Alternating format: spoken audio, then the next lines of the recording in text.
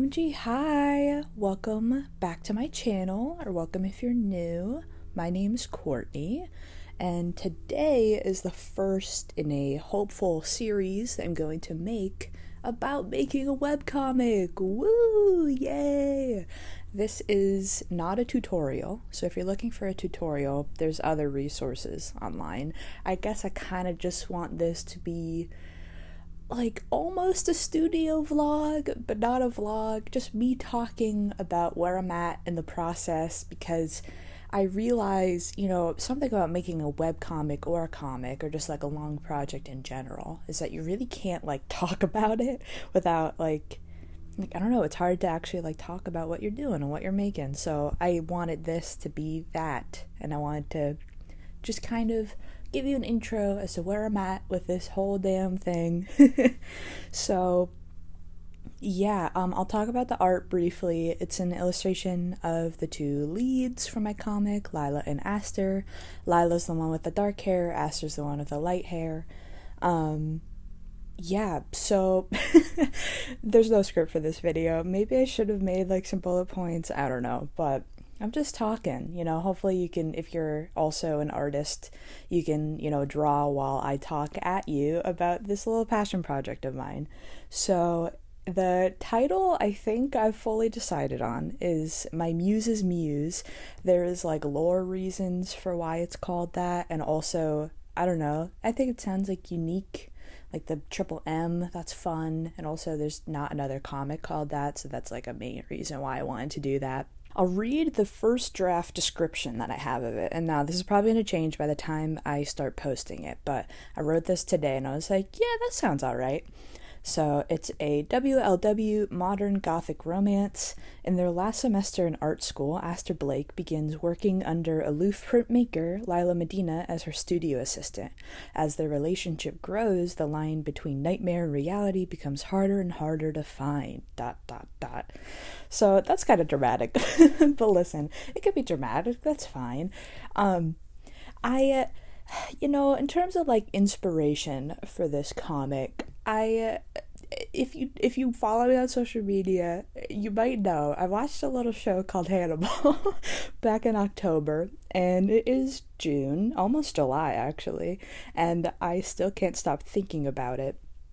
And one thing that I've noticed like throughout my life, this is not a modern development, but I always want to draw fan art, and I kind of don't want to draw original art all that often, which is weird because I feel like a lot of other people are the opposite way, where it's like, oh my god, I can only draw my original characters, I can't draw anything else. But like ever since I was a kid, like I remember making like a SpongeBob fan comic and giving it to like my second grade teacher or something, and like even when I tried to make original stories, it would always be kind of a riff on something I've already seen. So like I remember in 6th grade, I read this book on Wattpad. I don't even remember what it's called. It was like School for the Gifted or something.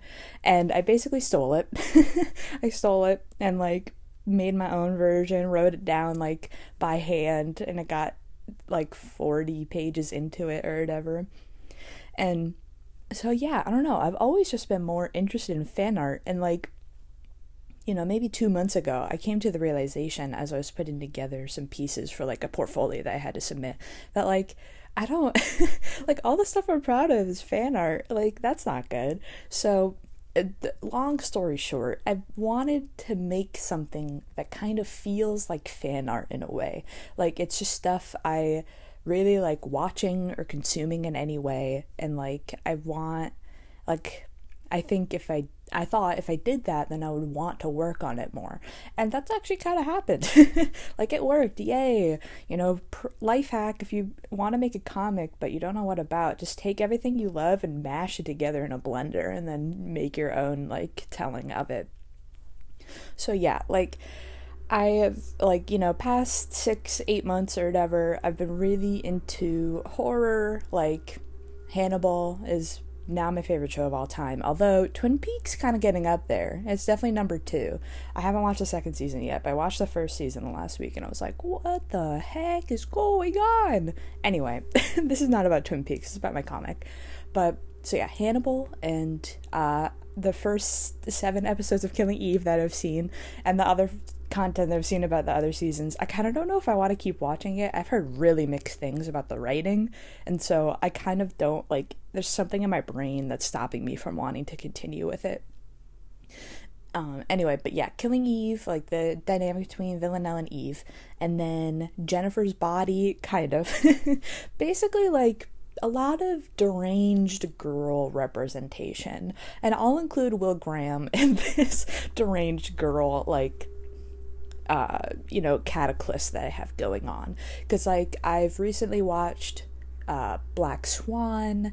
I just watched Excision, which I don't think I'd recommend. It was a fucked up little movie. There was a lot going on, but she's by far the most deranged girl. And then also Ginger Snaps. I loved that movie. I watched that recently.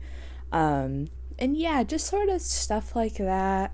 I just love girls who are allowed to be not like the other girls, not in the like Wattpad nerdy like vinyl way, but in like the I want blood and violence and chomping and killing way. And so I took Hannibal, and then I took that sort of, want for deranged girl representation, and then I also took art, because I don't know if you know this, but I'm an artist and I'm in art school.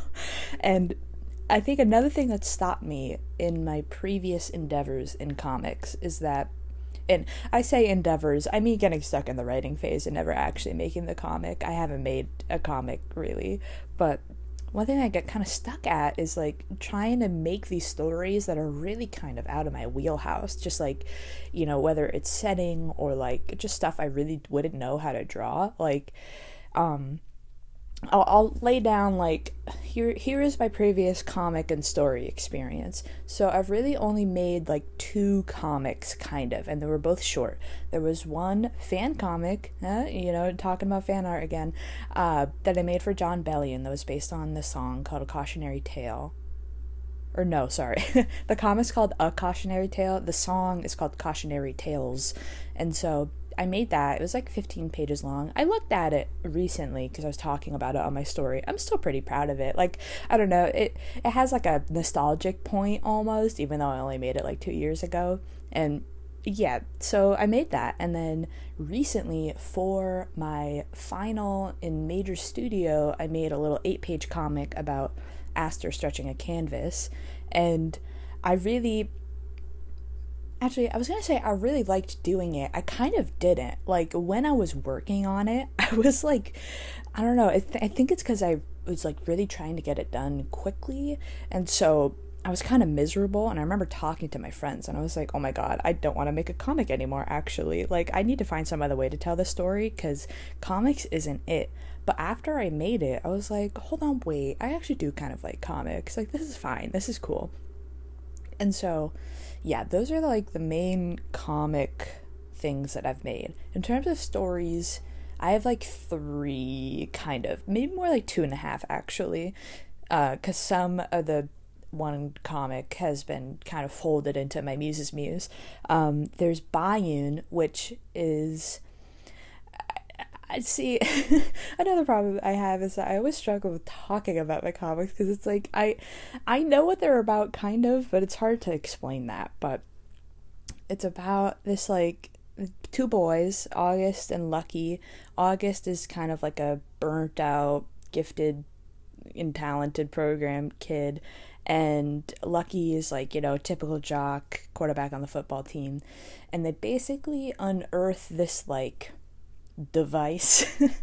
it's some sort of device, and it gives them these powers where they're kind of linked together. Like, if they work together, their powers work, but if they butt heads, their powers don't, and they don't like each other. So it's kind of about them like learning to like be friends or maybe something more. But there's also so much other plot stuff that happens. Like, I'm kind of laughing thinking about it, because it's like, yeah, that is the inciting incident, but there's like kidnapping and like ransom and like, yeah, I don't know. So there's that. And like, the reason why I haven't done that is because it's just a very long story. Like, I don't know, I think a lot of people for their first thing, they're like, I want to make this long epic and it's going to be so cool, like there's going to be so many characters and things going on, it's going to be crazy. And like, that's kind of what Bayun is. Like, it really started small, like there was a small sort of like base to it, and then really just kind of unspooled into this like really long complicated story. And so I was like, okay, I can't do that for my first comic, like no. And then my second idea, and again, it's hard to talk about because, like, I don't know if anybody else can relate to this. I hate naming things like characters or stories, like titles. Hate it, can't do it. But I made this like fake band, like Gorillas or something, like a band like that. And so I thought that's what I was going to do for thesis this upcoming year because I'm going to be a senior. But I don't think I am. I don't know. I might. We'll see. But it's just the story about these four girls, like basically the lead singer gets this like vision after accidentally getting high on like fucking 5-hour energy or something, and like has this fever dream where she basically receives a message from God, who is like the band's manager, and like she has to, make the best band ever. And it's a very like absurd story. Like I kind of want it to be tonally like, like Animaniacs or SpongeBob or something, where like anything can happen. And like I've actually struggled with that one because I made it last year, and I made it because I missed concerts. But now that a year has passed, like I'm actually it's hard to like think about concerts and like live music and stuff because I haven't been to a concert in so long. Like I've just like lost some of that like firsthand knowledge or whatever. So yeah, that's why I've kind of put that one on the back burner. And then the half story idea is basically like, I kind of don't know what like it's like an origin story for this cowboy who gets turned into a vampire. And the main reason why I haven't done that one is because I just like, I don't know, I struggle with like wanting to make things like right or accurate. And so it's like, real cowboys in the real Wild West, and I just have not been able to find good resources on like how to, like what that would look like or what it was actually like. And so that's kind of stagnated me from that. But I really like vampires. I'm Team Edward. And I read Twilight for the first time actually last year, like toward the end of the summer. I read the first Twilight book, and then I watched the first movie, and then I read Midnight Sun, and then I watched the first movie again with my friends, and then we watched the whole saga together. And so I have so many problems with Twilight, but I cannot deny the fact that I do really like vampires. So that's like another thing to add in with the Hannibal and the Range Girls and the art school thing into my muse's muse.